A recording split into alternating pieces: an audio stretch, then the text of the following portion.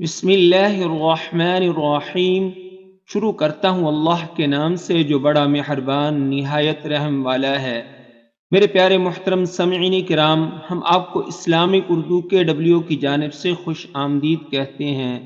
آج کا موضوع حضرت لوط علیہ السلام کا تفصیلی واقعہ آپ کو سنائیں گے۔ ہماری اس ویڈیو کو آخر تک آپ ضرور سماعت فرمائیے گا۔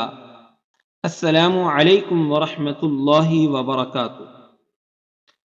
محترم سامعین کرام، حضرت لوط علیہ السلام حضرت ابراہیم کے حقیقی بھتیجے تھے۔ یہ عراق کے دارالخلافہ میں رہتے تھے۔ اس وقت اس جگہ کا نام کوسا بروزن طوبہ تھا۔ آج کل کے جغرافیے کے لحاظ سے اس کا نام بابل ہے۔ اب یہ چھوٹا سا قصبہ ہے۔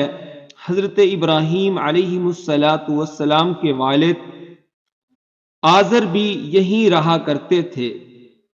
آزر حضرت ابراہیم علیہ السلام کے والد کا نام ہے، اور لوگوں نے ویسے ہی تعویلیں کی ہیں، اور تعویلیں کس کس جگہ کریں گے۔ قرآن میں، حدیث میں آزر کے ایک بیٹے تو حضرت ابراہیم تھے، اور دوسرے بیٹے کا نام حاران تھا۔ یہ حاران وہ ہا ہے جو پیٹ والی ہوتی ہے۔ حضرت لوط علیہ السلام حاران کے بیٹے تھے۔ اس علاقہ میں صرف یہ تین بزرگ شخصیات حق کو قبول کرنے والی تھی، حضرت ابراہیم اور حضرت لوط اور حضرت سارہ۔ حضرت سارہ محترمہ حضرت ابراہیم علیہ السلام کی اہلیہ تھی۔ حضرت ابراہیم نے نبوت ملنے کے بعد تقریباً 80 سال قوم میں گزارے، اور بڑی تکلیفیں برداشت کیں، بڑی پریشانیاں سہیں، دکھ دیکھے۔ اس کے بعد اللہ تعالی کی طرف سے حکم آیا کہ تم عراق سے شام کی طرف ہجرت کر جاؤ۔ حکم ہوا کہ دمشق میں لوگوں کو تبلیغ کرو۔ راستے میں کسی جگہ پر حضرت لوط علیہ السلام کو نبوت عطا کی گئی، اور حکم ہوا کہ تم سدوم شہر میں جاؤ اور ان لوگوں کو تبلیغ کرو، یعنی حق کا راستہ بتاؤ۔ سدوم بڑا شہر تھا، یہ تقریباً 10 میل میں پھیلا ہوا تھا۔ آج کل اس کی جگہ بحر میت ہے۔ اللہ تعالیٰ فرماتے ہیں وَلُوطًا، اور یاد کرو لوط کا قصہ، اِذْ قَالَ لِقَوْمِهِ، جس وقت کہا انہوں نے اپنی قوم کو۔ وہ قوم جس کی طرف ان کو نبی بنا کر بھیجا گیا، جن کا مرکزی شہر سدوم تھا۔ اتأتون الفاحشہ، کیا تم کرتے ہو، یعنی کیوں بے حیائی کرتے ہو۔ حضرت لوط علیہ السلام نے اپنی قوم سے کہا کیوں غلط کام کرتے ہو۔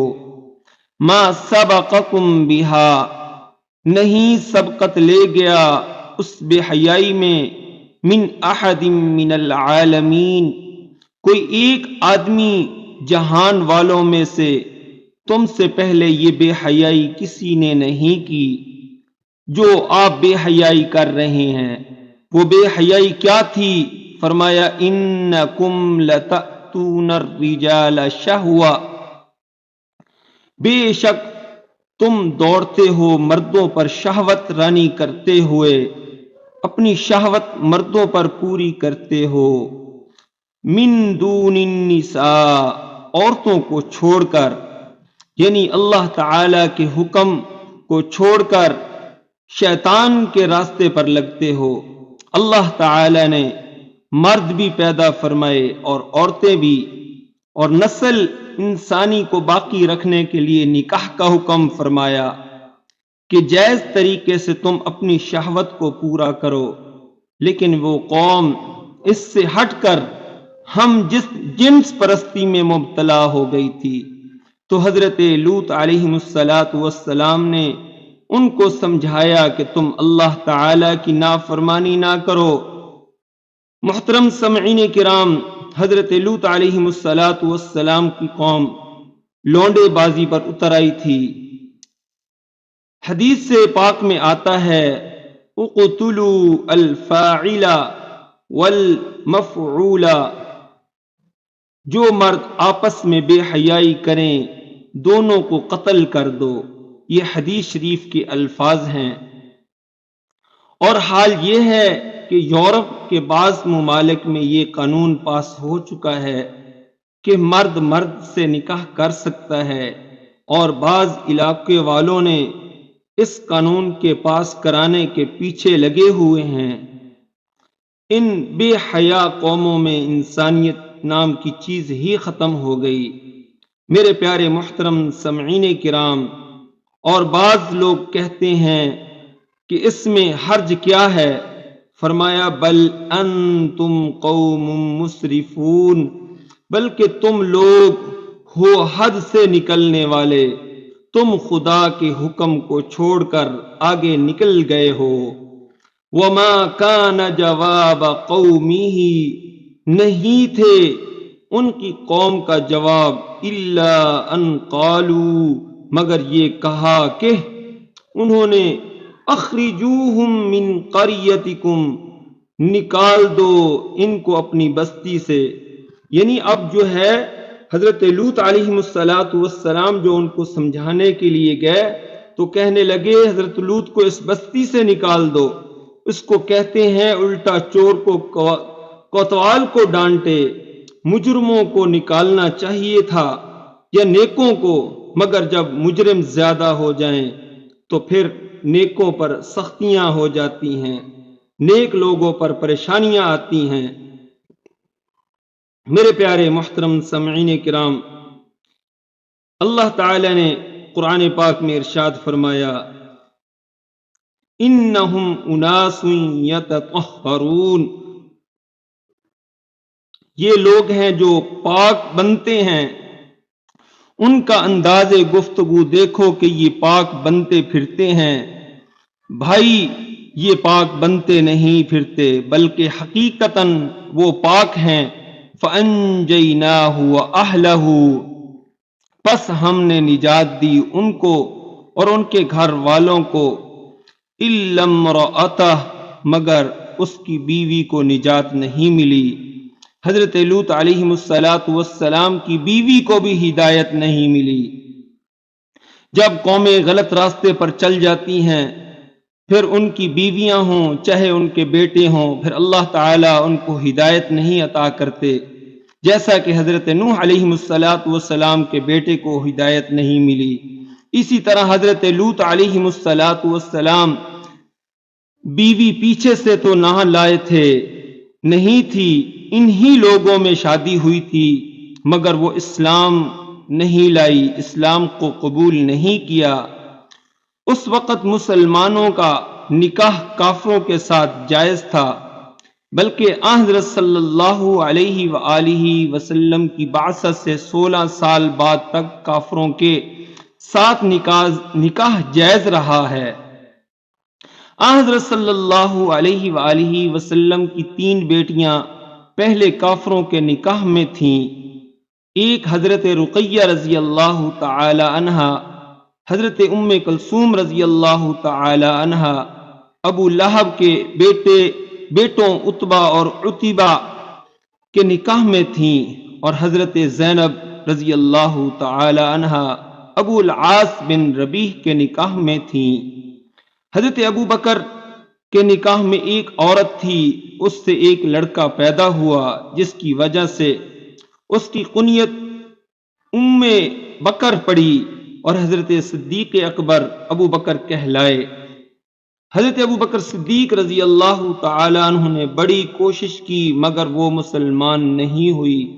کہتی تھی رب مجھے اسلام سے بچائے۔ جب دوسرے پارے کی آیت نازل ہوئی وَلَا تَنْكِحُوا الْمُشْرِكَاتِ حَتَّى يُؤْمِنَّ، اور مشرک عورتوں سے نکاح نہ کرو یہاں تک کہ ایمان لائیں۔ ولا امۃ مؤمنۃ خیر من مشرکہ، اور البتہ مومن لونڈی بہتر ہے مشرک عورت سے. ولو اعجبتکم، چاہے وہ تم کو کتنی اچھی معلوم ہو. ولا تنکحوا المشرکین حتی یؤمنوا، اور نہ نکاح کرو مسلمان عورتوں کا مشرکوں کے ساتھ. وَلَعَبْدٌ مُؤْمِنٌ خَيْرٌ مِّن مُشْرِكٍ، اور البتہ مومن غلام بہتر ہے مشرک سے. وَلَوْ أَعْجَبَكُمْ، چاہے وہ تم کو اچھا معلوم ہو. اس آیت کریمہ کے بعد مشرکوں سے نکاح منسوخ ہو گیا. یاد رکھنا، رشتہ کرتے وقت سب سے پہلے عقیدہ دیکھو. بچی اور بچہ مشرک کافروں سے تو نہیں، تاکہ اولاد کا ایمان خراب نہ ہو. محترم سامعین کرام، لیکن اب حالت یہ ہے کہ ہم لوگ شکل دیکھتے ہیں، ہم لوگ کوٹھیاں کاریں دیکھتے ہیں، ہم لوگ مال دیکھتے ہیں، دنیاوی تعلیم دیکھتے ہیں. عقیدہ کی طرف نگاہ کرنے والے لوگ بہت کم ہیں. محترم سامعین کرام، آخرت کی فکر کرو، دنیا تو گزر ہی جائے گی. حضرت ابو دردہ رضی اللہ تعالی عنہ ایک بہت مشہور صحابی ہیں. ان کی لڑکی جوان ہو گئی. رشتہ داروں نے رشتہ تلاش کیا اور کہا کہ آپ لڑکی فلاں جگہ دے دیں. فرمایا لڑکی وہاں نہیں دوں گا. رشتہ داروں نے کہا حضرت کیوں نہیں دو گے؟ کیا لڑکے کی شکل اچھی نہیں، بیکار ہے؟ فرمایا نہیں، شکل بھی اچھی ہے اور عقل بھی بڑا ہے اور لکھا پڑھا بھی ہے، دیندار بھی ہے، پرہیزگار ہے اور سارا گھرانہ دینداروں کا ہے، مگر ان کے گھر میں لونڈیاں کام کرتی ہیں. میری بیٹی کو ساس کی خدمت کا موقع نہیں میسر ہوگا، جس سے اس کی آخرت ماری جائے گی. اس لیے میں بیٹی وہاں دوں گا، دینے کے لیے تیار نہیں ہوں. آخرت کا کتنا فکر ہے. آج تو ایسے لوگ بھی ہیں جو رشتہ کرتے وقت کہتے ہیں ہماری لڑکی روٹی نہیں پکائے گی، کپڑے نہیں دھوئے گی، جھاڑو نہیں دے گی اور کوٹھڑے کی تیاری نہیں کرے گی. یاد رکھنا، عورتیں اس مسئلہ کو اچھی طرح یاد رکھیں. یہ جو گھر کے کام ہیں، مثلا بچوں کو نہلانا، تیار کرنا، کپڑے دھونا، روٹی پکانا، کھلانا، جھاڑو پھیرنا، ان کا ثواب نفلی روزے سے بھی زیادہ ہے. میرے پیارے محترم سامعین کرام، یہ واقعہ حضرت لوط علیہ السلام کی قوم کا آپ کو سنا رہے تھے. تو اس کے بعد فرمایا کہ ان کی بیوی کو نجات نہ ملی، وہ بھی اسی عذاب میں مبتلا ہوگی جس طرح حضرت لوط علیہ السلام کی قوم اس عذاب میں مبتلا ہوئی. کانت من الغابرین، تھی وہ پیچھے رہ جانے والوں میں سے کہ حضرت لوط علیہ السلام کو حکم تھا کہ آپ جلدی سے یہاں سے چلے جائیں، کہ آپ کے چلے جانے کے بعد ہم نے اس علاقے کو الٹا کر دینا ہے. محترم سامعین کرام، حضرت لوط علیہ السلام وہاں سے تشریف لے گئے اور یہ پیچھے معذوبین میں رہ گئی، یعنی گناہ گاروں میں رہ گئی ان کی بیوی. اس قوم پر 4 قسم کے عذاب آئے. پہلا عذاب فطمسنا اعینہم، سورۃ القمر کے اندر اس کا واقعہ موجود ہے. ہم نے ان کی آنکھیں مٹا دی. لوط علیہ السلام کی آنکھیں ختم کر دی، ان کی بینائی کو ختم کر دیا.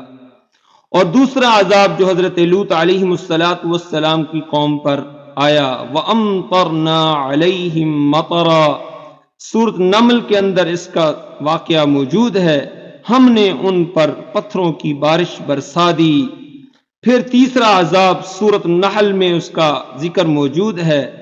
صیحۃً کے لفظ سے آتا ہے، ڈراؤنی آواز تھی اور چوتھا جو عذاب حضرت لوط علیہ السلام کے اوپر آیا، فَجَعَلْنَا عَالِيَهَا سَافِلَهَا، سورۃ ہود کے اندر مفصل یہ واقعہ موجود ہے۔ پس ہم نے بستی کو الٹ کر نیچے اوپر کر دیا، اس مقام پر 10 میل کا بحر مردار ہے، وہاں پر کسی قسم کی مچھلیاں یا دریائی جانور کی قسم کی کوئی چیز نہیں ہوتی۔ حالانکہ چھوٹے چھوٹے تالابوں میں بھی آپ دیکھیں کیڑے مکوڑے موجود ہوتے ہیں، مچھلیاں موجود ہوتی ہیں، مگر ان پر ایسا عذاب آیا کہ آج تک وہاں ایک مچھلی بھی پیدا نہیں ہوئی۔ فرمایا وَأَمْطَرْنَا عَلَيْهِمْ مَطَرًا، اور ہم نے ان پر برسائی ایک خاص قسم کی بارش۔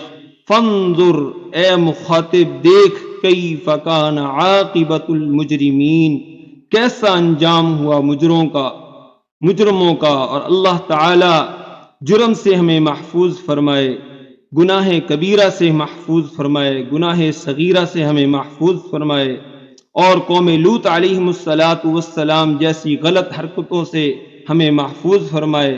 اور جو ہمارے ملک میں بھی یہ باتیں چل رہی تھی کہ بندہ بندے کے ساتھ نکاح کرتا ہے، میرے پیارے محترم سامعین کرام، اللہ تعالی ان عذاب سے، ان غلط کاموں سے ہمیں محفوظ فرمائے۔ امید ہے آج کی ہماری ویڈیو آپ کو پسند آئی ہوگی۔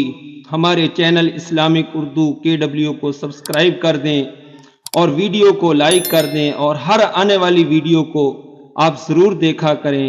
وآخر دعوانا ان الحمد للہ رب العالمین۔